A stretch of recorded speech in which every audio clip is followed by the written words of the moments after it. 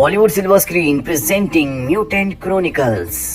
कहानी की शुरुआत में स्पेस से एक स्पेसशिप आता है, जिस स्पेसशिप से एक वायरस निकलता है और उस वायरस की वजह से इंसान म्यूटेंट में बदलना शुरू हो जाते हैं। इसीलिए बहुत सारे इंसान जिनके अंदर क्षमता होती है वो अर्थ को छोड़कर मार्स पर चले जाते हैं। पर अब भी अर्थ पर बहुत सारे लोग हैं। इन्हीं में एक होता है लीडर, जो बचे हुए इंसानों के साथ मिलकर अपनी एक आर्मी बनाता है और स्पेसशिप पर हमला करता है। वो इस जंग को जीत जाता है और अब स्पेसशिप किसी भी इंसान को इन्फेक्टेड ना करे, इसीलिए वो उसे जमीन के अंदर दफना देता है और स्पेसशिप तक कोई ना पहुंचे, इसके लिए वो एक ग्रुप बनाता है जिसका नाम रखता है वो नेबरहुड। 10,000 साल बीत जाते हैं और वक्त आता है 2707 का, जहां पर अर्थ के अब रिसोर्सेज खत्म हो रहे हैं। अर्थ अब 4 बड़े ग्रुप्स में बढ़ चुकी है, जिसमें एक होता है कैपिटॉल और दूसरा होता है बवास। ये दोनों के दोनों बहुत ही ताकतवर हैं और अपनी रिसोर्सेज को अपनी जरूरत को पूरा करने के लिए हमेशा आपस में लड़ते रहते हैं। और जब इन दोनों ग्रुप्स के बीच में लड़ाई हो रही होती है तो गलती से कैपिटल उसी जगह पर हमला कर देती है जहां पर आज से 10,000 साल पहले स्पेसशिप को म्यूटेंट्स के साथ दफना दिया गया था।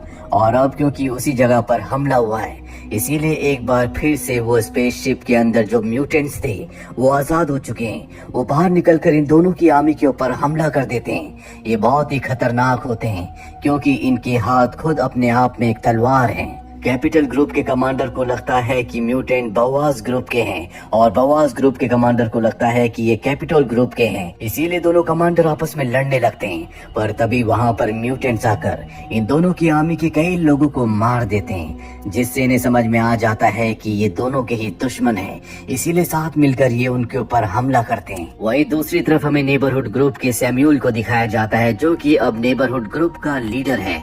इस ग्रुप को लीडर ने आज से 10,000 साल पहले बनाया था। उसके पास एक बच्ची आती है और एक लेटर देती है, जिससे उसे पता चलता है कि जमीन के अंदर जो स्पेसशिप था जिसके अंदर म्यूटेंट्स थे, वहां से अब वो आजाद हो चुके हैं। इसीलिए वो एक कमरे के अंदर जाता है, जिस कमरे के अंदर वो किताब होती है जो आज से 10,000 साल पहले खुद लीडर ने लिखी थी। इस किताब का नाम होता है द क्रॉनिकल्स ऑफ म्यूटेंट। इस किताब में लिखा होता है कि म्यूटेंट्स को कैसे मारा जा सकता है। साथ ही इसमें ये भी लिखा होता है कि म्यूटेंट्स उन्हीं लोगों को अपने स्पेसशिप में ले जाते हैं जो इंसान जिंदा होते हैं या तो घायल होते हैं, ताकि वो उन्हें म्यूटेंट में बदल सकें और इन्हें कभी हराया नहीं जा सकता। और अब सैम्यूल चारों ग्रुप्स के लीडर के पास जाता है और उन्हें पूरी सिचुएशन से अवेयर करता है।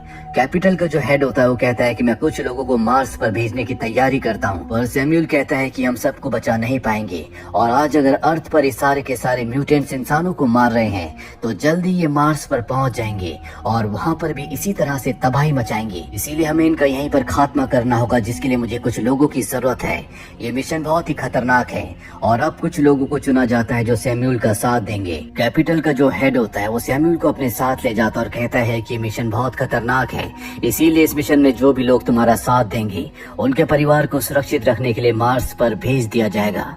ये बात सैम्यूल को भी अच्छी लगती है और जब सैम्यूल वहां से चला जाता है, यहाँ पर कुछ म्यूटेंट्स हमला कर देते हैं जो कैपिटल के हेड को मार देते हैं। दूसरी तरफ हमें सार्जेंट हंटर को दिखाया जाता है, जो कि कैपिटल आर्मी के कमांडर के घर जाता है और उसकी वाइफ को बताता है कि कमांडर इस दुनिया में नहीं रहा, उसने अपने साथियों की जान बचाने के लिए खुद अपनी जान दे दी।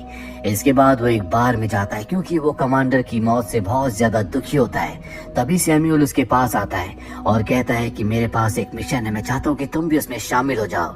लेकिन हंटर साफ मना कर देता है, जिसके बाद वो उसे टिकट्स दिखाता और कहता है कि अगर तुमने मेरा साथ दिया तो तुम्हारा परिवार मार्स पर जा सकता है। हंटर सोचता है क्यों नहीं टिकट्स मैं कमांडर के परिवार को दे दूं ताकि वो सुरक्षित यहाँ से मार्स पर चली जाए। इसीलिए इस मिशन में शामिल हो जाता है। अगले दिन हमें कमांडर की पत्नी को दिखाया जाता है जो अपनी और अपनी बच्ची की जान लेना चाहती है। तभी दरवाजे से एक एनवलप अंदर आता है और जब वो उस एनवलप को देखती है तो उसमें मार्स की 2 टिकट्स होती है, यानी कि अब वो इस दुनिया को, अर्थ को छोड़कर दूसरी दुनिया मार्स पर जा सकती है। वहीं सैम्यूल हंटर को लेकर अपने ग्रुप के पास जाता है। इनकी 8 लोगों की टीम है, जहां पर ब्रदरहुड ग्रुप के लोग इन्हें बताते हैं कि तुम्हें नीचे टनल से होते हुए स्पेसशिप के सेंटर में जाना होगा और वहां पर तुम्हें इस खास बॉम्ब को लगाना होगा और जब ये बॉम्ब ब्लास्ट होगा तो सभी म्यूटेंट्स मारे जाएंगे। और इस बॉम्ब को ब्लास्ट करने के लिए खास की जरूरत है जो इस वक्त इनके पास नहीं है। इसीलिए सब के सब एक म्यूटेंट के पास आते हैं जिसे आर्मी ने पकड़ा हुआ होता है। यहाँ पर ब्रदरहुड ग्रुप के लोग इन्हें बताते हैं कि म्यूटेंट्स को तलवार से या खास गन से या फिर फास्फोरस बॉम्ब से मारा जा सकता है, जिसके बाद इन सबको प्राचीन तलवार दी जाती है। ये खास तलवार है और इन तलवारों को लेकर स्पेसशिप से यानी कि अपने फ्लाइंग ऑब्जेक्ट से ये उस तरफ निकल पड़ते हैं जहाँ पर एलियंस का स्पेसशिप है। लेकिन इससे पहले कि उस जगह पहुँचते बीच में ही इनसे एक फ्लाइंग ऑब्जेक्ट टकराता है जो और किसी ने नहीं बल्कि म्यूटेंट्स ने ही हाईजैक करके इनकी तरफ भेजा था। अपनी जान बचाने के लिए इन सबको एस्केप पॉड से बाहर निकलना पड़ता है। इन सब की जान बच जाती है और अब ये सब इकट्ठा होकर उस शहर तक पहुंच जाते हैं जहां पर वो एलियन शिप है। ये अपना नक्शा निकाल कर देखते हैं और अब कई घंटों तक चलने के बाद ये अंडरग्राउंड सिटी तक पहुंच जाते हैं जहां पर बहुत गहरी एक टनल है, जिस टनल के अंदर इन्हें रस्सी के सहारे जाना होगा क्योंकि जमीन के अंदर गहराइयों में है। सैम्यूल और हंटर रस्सी के सहारे नीचे जाते हैं लेकिन रस्सी खत्म हो जाती है, नीचे अंधकार होता है। सैम्यूल एक बार फिर से नक्शा निकालता है लेकिन उसे कुछ समझ नहीं आता कि उसे अब कहाँ जाना है। तभी वो नीचे गिर जाता है लेकिन जमीन बेस बहुत ज्यादा नीचे नहीं होता, इसीलिए उसकी जान बच जाती है। लेकिन उसके गिरने की आवाज से जो आसपास म्यूटेंट्स होते हैं वो उसके ऊपर हमला कर देते हैं। हंटर भी नीचे कूद जाता है जो उनके ऊपर गोलियां चलाता है। ऊपर इनके साथी होते हैं जिन्हें पता चल जाता है कि नीचे म्यूटेंट्स ने इनके ऊपर हमला कर दिया और अब वो सब के सब एलिवेटर से नीचे आने लगते हैं। लेकिन एलिवेटर बहुत तेजी से नीचे की तरफ आ रहा होता है, वो जमीन से टकराता है जिससे एक धमाका होता है। लेकिन इससे पहले कि वो धमाके में मारे जाते वो सब के सब एलिवेटर से बाहर निकल जाते हैं। इनका एक साथी होता है जिसके पास बॉम्ब होता है। ये एक फास्फोरस बॉम्ब है जिससे म्यूटेंट्स मारे जा सकते हैं, इसीलिए वो अपने साथ साथ सभी म्यूटेंट्स को मार देता है।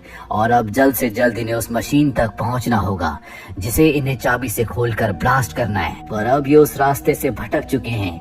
सैम्यूल लीडर की किताब पढ़ने लगता है जो उसने आज से 10,000 साल पहले लिखी थी और तभी हंटर को एक संकेत मिलता है और उसे पता चल जाता है कि इन्हें कहाँ जाना है।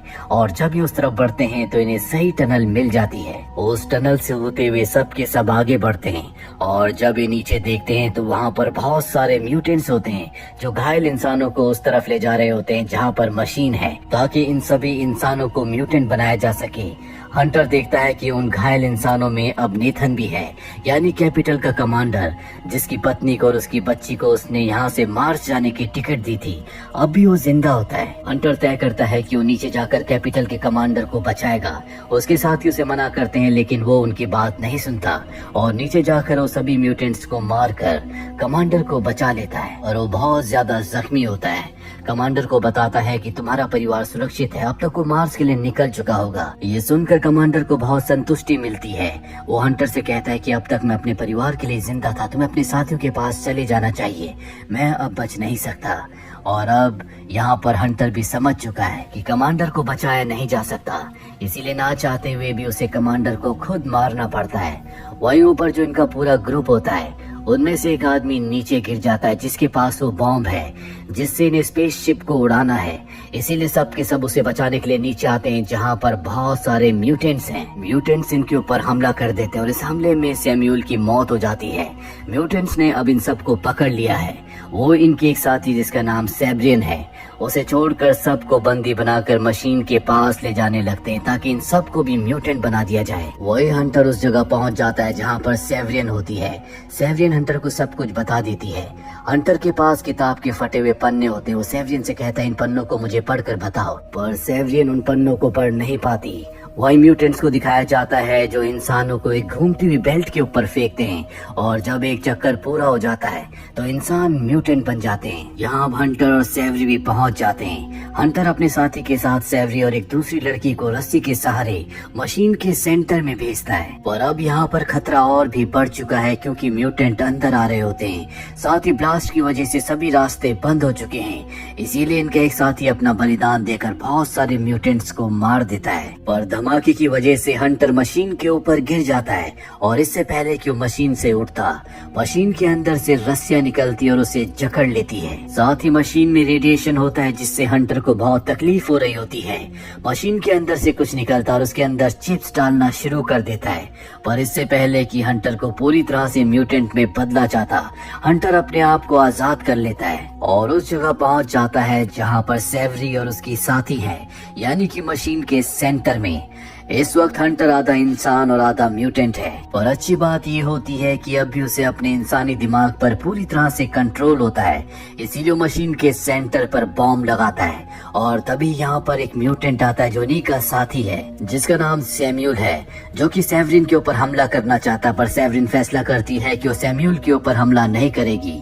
वो अब पूरी तरह से म्यूटेंट है, इसीलिए सेवरिन को मार देता है, जिससे सेवरिन की तलवार नीचे गिर जाती है। यहाँ हर तरफ म्यूटेंट्स और इंसानों की लड़ाई हो रही होती है और तभी हंटर उस तलवार के पास गिरता है जो सेवरिन के हाथ से गिरी थी। और जब हंटर उस तलवार को ध्यान से देखता है तो उसे समझ में आ जाता है कि जिस चाबी की उन्हें तलाश थी वो चाबी यही तलवार है। वो उस तलवार को उठाकर सैम्यूल के आर पार कर देता है, साथ ही तलवार को मशीन के सेंटर में डालकर बॉम्ब को ऑन कर देता है। और जैसे वो ऑन होती है, मशीन एक स्पेसशिप में बदल जाती है और धरती से टेक ऑफ करने लगती है। जैसे जैसे मशीन यानी कि स्पेसशिप ऊपर जाने लगता है, जितने भी म्यूटेंट्स इंसान होते हैं वो दोबारा इंसान बनने लगते हैं। सैम्यूल जो पूरी तरह से एक म्यूटेंट बन चुका था, वो भी अपनी इंसानी सेंसेस में वापस आने लगता है।